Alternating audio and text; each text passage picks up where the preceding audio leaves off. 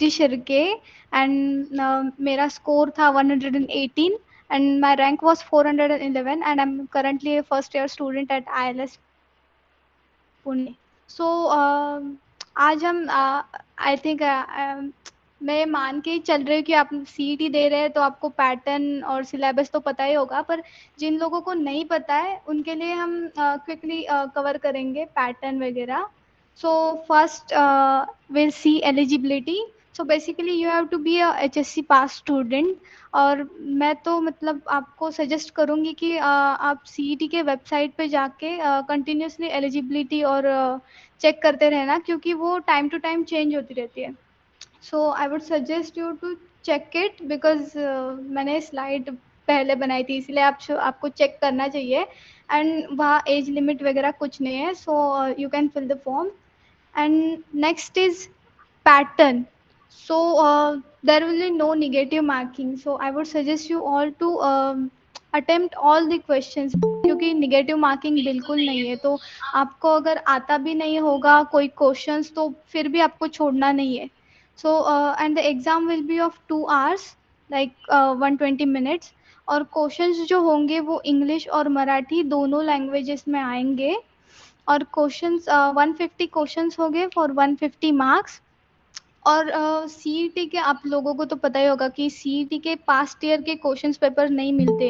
इसीलिए for your practice if you like आपने अगर फॉर्म फिल किया होगा सीईटी का, so CET cell will provide you with a practice paper before actual exam. और वो पेपर एक्चुअल एग्ज़ाम के डिफ़िकल्टी लेवल इतना ही होता है.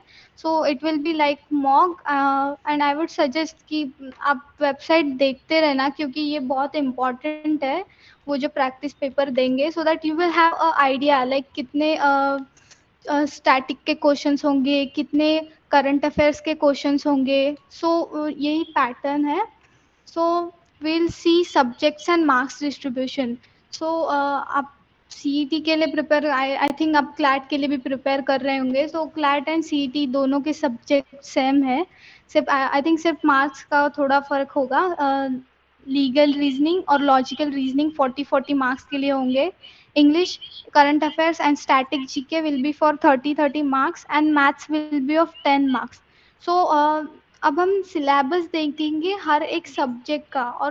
और वो सिलेबस कवर करते करते ही मैं आपको सोर्स बताऊंगी कि मैंने क्या कैसा प्रिपेयर किया था उस पर्टिकुलर सब्जेक्ट के लिए.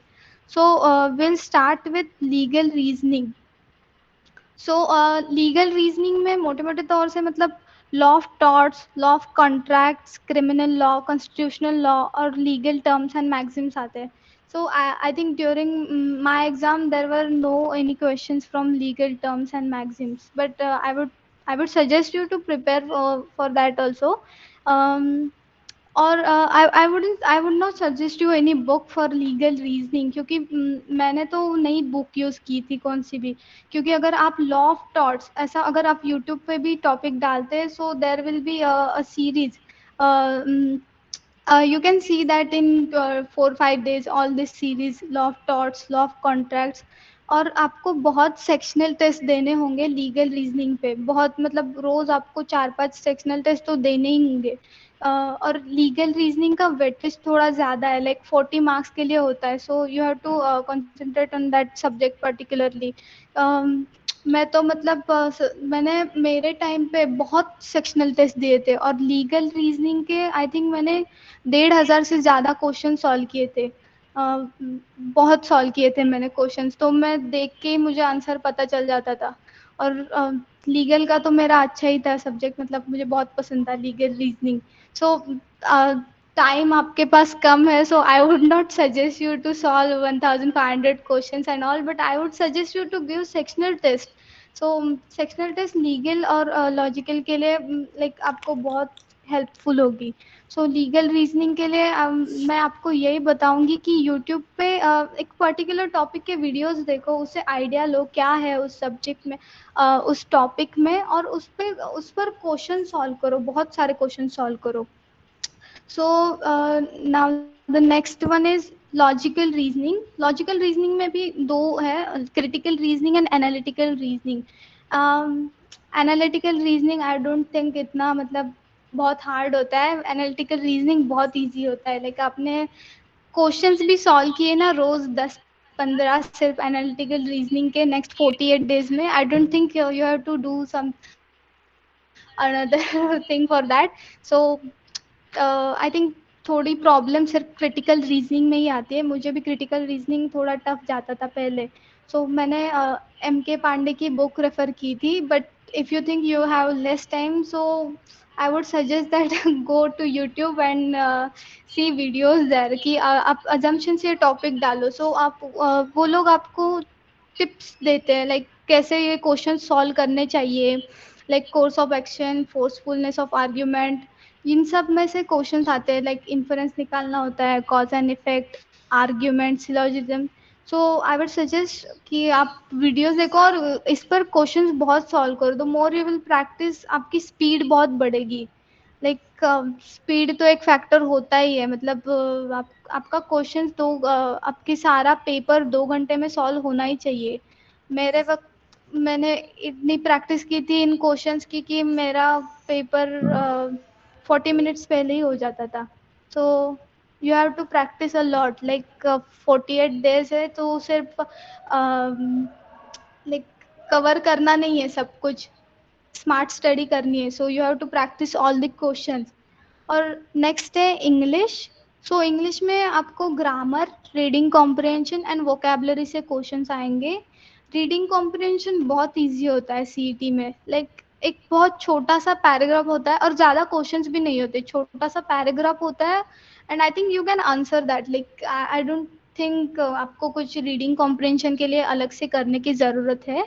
और vocabulary में antonyms, synonyms, analogies, etc. that can come. And other than that, idioms and phrases, fill in the blanks, one word substitution, sentence improvement and rearrangement, spelling mistakes, इन सब से questions आते हैं। So I would suggest कि आप थोड़ा grammar पे ज़्यादा focus करो इंग्लिश के लिए, क्योंकि रीडिंग कॉम्प्रहेंशन से तो आई थिंक ईजी होते हैं क्वेश्चंस। वोकैबलरी के आई थिंक मेरे वक्त 2 to 3 क्वेश्चंस थे, आई थिंक ज़्यादा भी नहीं थे इतने। बट ओवरऑल आप अगर लाइक ग्रामर की अच्छे से प्रैक्टिस करो और ये जो नीचे के टॉपिक्स है like spelling mistakes, spotting errors, inappropriate uses of words, इन इनके क्वेश्चंस की आप थोड़ी प्रैक्टिस करो ना, लाइक आपको एक आइडिया भी आ जाएगा कि कैसे सॉल्व करना है। सो इंग्लिश के लिए other than that I wouldn't suggest you anything. Like solve questions only and और ग्रामर पे थोड़ा ज़्यादा फोकस करना, क्योंकि ग्रामर के क्वेश्चंस बहुत आते मतलब होते हैं इंग्लिश में। सो नेक्स्ट इज करंट अफेयर्स।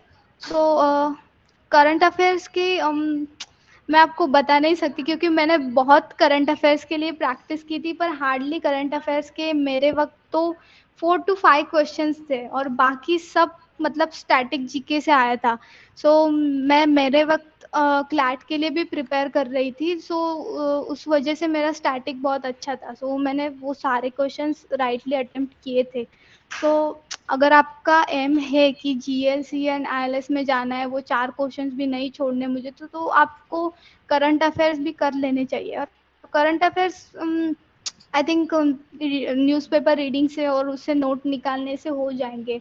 और आपको उससे भी ज़्यादा कुछ करना है, सो आई थिंक यूट्यूब पे स्टडी आईक्यू के मंथली आते ही है MCQ, 300 MCQ। So I know 1 month, I think 48 days remaining right. सो उनमें इतना करंट अफेयर्स आपका 6 मंथ 6 मंथ का हो जाएगा। बट आप अगर वीडियोस भी बार बार देखते हो, सो मतलब एक ध्यान में रह जाती है वो चीज़ कि हाँ इसका आंसर है।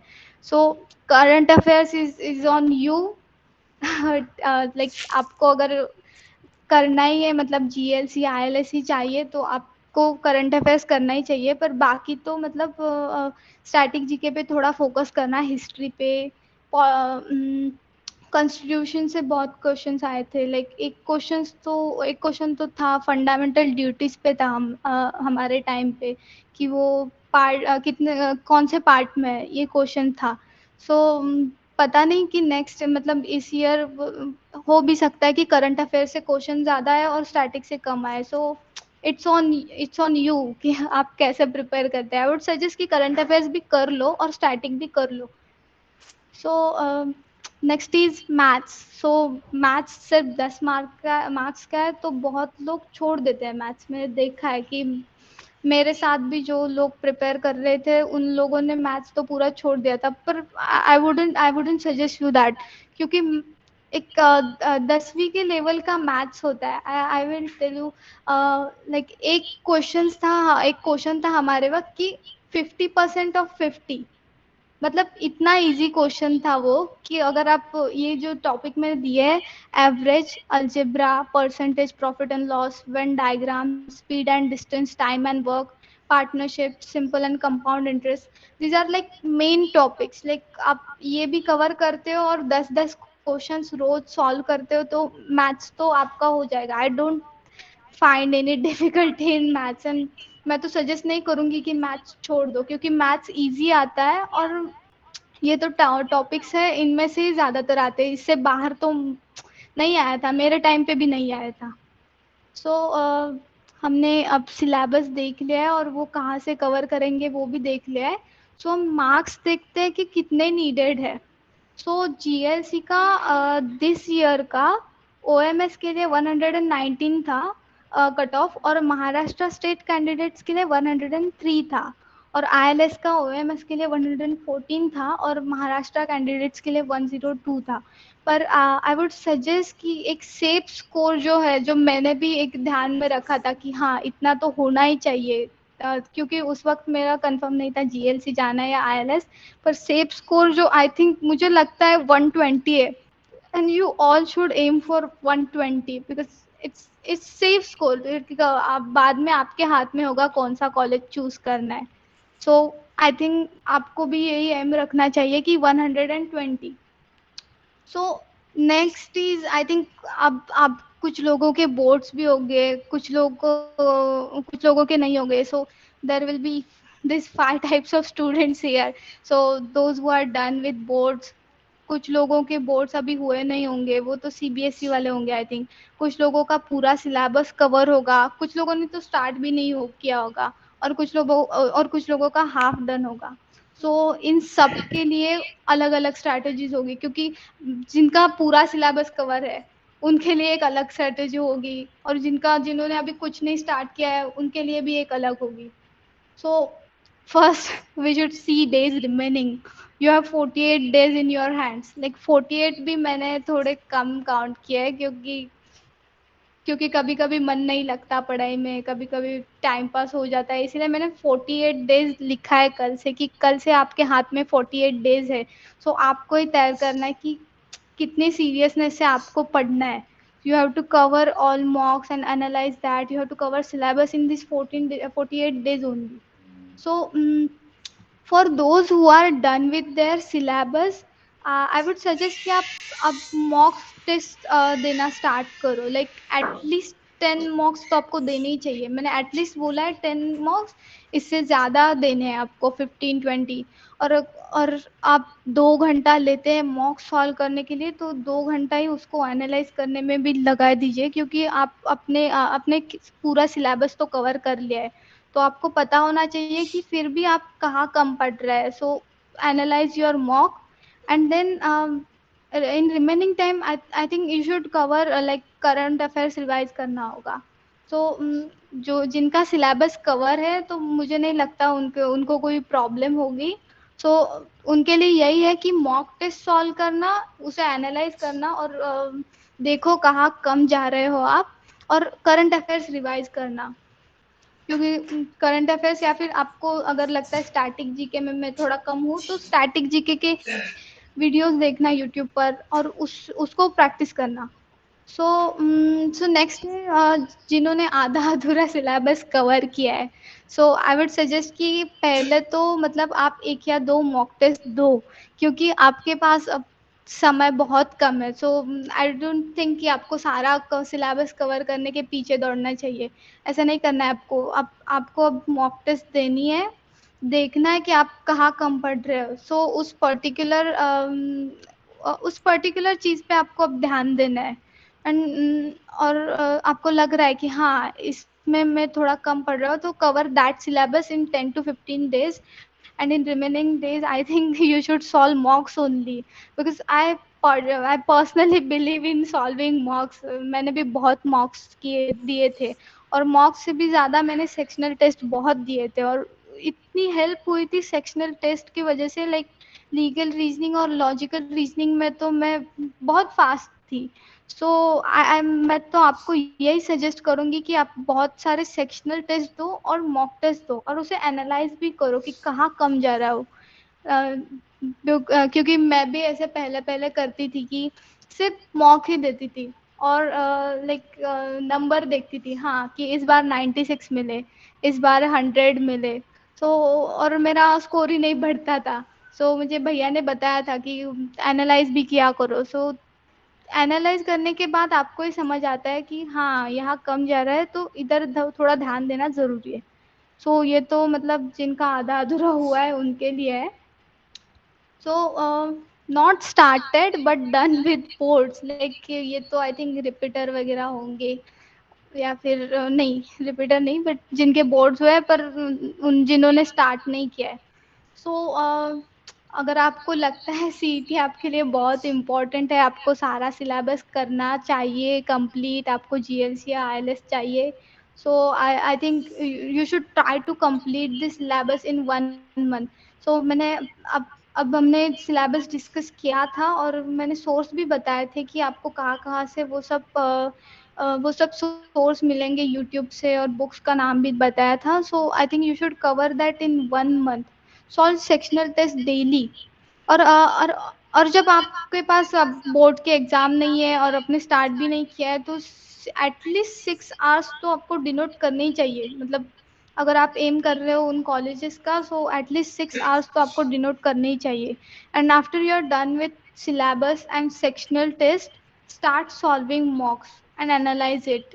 क्योंकि अब दूसरा तो आप I am not demotivating you, और I am not demotivating you, just it कि डेज थोड़े कम बचे हैं। सो आपको थोड़ा सिलेबस कवर करने में फोकस करना होगा, थोड़ा ज़्यादा टाइम डिनोट करना होगा, और मॉक सॉल्व करके एनालाइज करना होगा। सो इससे ज़्यादा आई डोंट थिंक आपको कुछ करना चाहिए। और नेक्स्ट है कि अ, जिन्होंने स्टार्ट नहीं किया है अभी पर उनके बोर्ड्स भी है, so I think they are like CBSE students जिनके एग्ज़ाम्स 26 अप्रैल से हैं। सो आई थिंक मैं आपको स्ट्रैटेजी बताऊंगी, आप उसको फॉलो करेंगे, ऐसा मुझे नहीं लगता होना चाहिए, क्योंकि आपको ही खुद को प्रायोरिटाइज करना चाहिए। लाइक आपको खुद से सोचना चाहिए कि आपके लिए क्या ज़्यादा इम्पोर्टेंट है। अगर आपके लिए दोनों भी इम्पोर्टेंट है, so you have to take time. Like आपको खुद से ही समझना पड़ेगा कि देखना पड़ेगा कि हाँ, कि मैं 2 घंटा निकाल सकता हूँ दिन में से सीईटी के लिए। सो उन 2 घंटों में आपको प्रिपेयर करना पड़ेगा। लाइक आपको खुद से समझना पड़ेगा कि कितना टाइम लगेगा मेरे मेरे लिए, मुझे बोर्ड्स की प्रिपरेशन के लिए, कि हाँ, 6 घंटा मुझे बोर्ड्स के लिए निकालने हैं और 2 घंटा अलग से मुझे सीईटी के लिए निकालने हैं। सो उन 2 घंटों में मैं सिर्फ सीईटी के लिए प्रैक्टिस करूँगा। सो और इतना कम टाइम आप निकाल रहे हो सीईटी के लिए, so you have to study smart. Like syllabus cover करूँगा मैं, फिर मॉक सॉल्व करूँगा, ऐसे नहीं होगा। इतने कम दिनों में इतना तो नहीं होगा। सो इसीलिए like you have to solve sectional test and give mock test, like syllabus अगर अगर आप सोचते हो आप कवर कर सकते हो तो थोड़ा थोड़ा, मतलब जिन सब्जेक्ट्स का वेटेज ज़्यादा है, लाइक लॉजिकल लीगल, तो उन उन उनका आपको वीडियोस वगैरह देखना चाहिए। एक आपको अगर एक आइडिया भी आई थोड़ी सी कि हाँ, इस सब्जेक्ट में ऐसा ऐसा है, लाइक लीगल रीजनिंग में facts and principle based questions होते हैं, so I can solve that easily. So इसमें मुझे ज़्यादा टाइम देने की ज़रूरत नहीं है। सो ये आपको खुद को ही समझना पड़ेगा, क्योंकि आपने अभी स्टार्ट भी नहीं किया है। So you have to see videos, like आपको आइडिया लेनी पड़ेगी कि इस सब्जेक्ट में क्या है, और सेक्शनल टेस्ट देने पड़ेंगे, मॉक टेस्ट देने पड़ेंगे। यही है, ज़्यादा तो कुछ नहीं है इसमें। सो और अगर आप क्लैट और सीईटी के लिए, दोनों के लिए भी प्रिपेयर कर रहे हो, सो मैं तो पहले क्लैट के लिए प्रिपेयर कर रही थी, पर क्लैट के वक़्त भी मैंने reading comprehension like comprehension based questions थे, तब मैंने सीईटी के लिए पहले पढ़ा था। लाइक जो क्लैट के प्रीवियस ईयर क्वेश्चंस थे वो मैंने सॉल्व किए थे प्रीवियस पैटर्न के।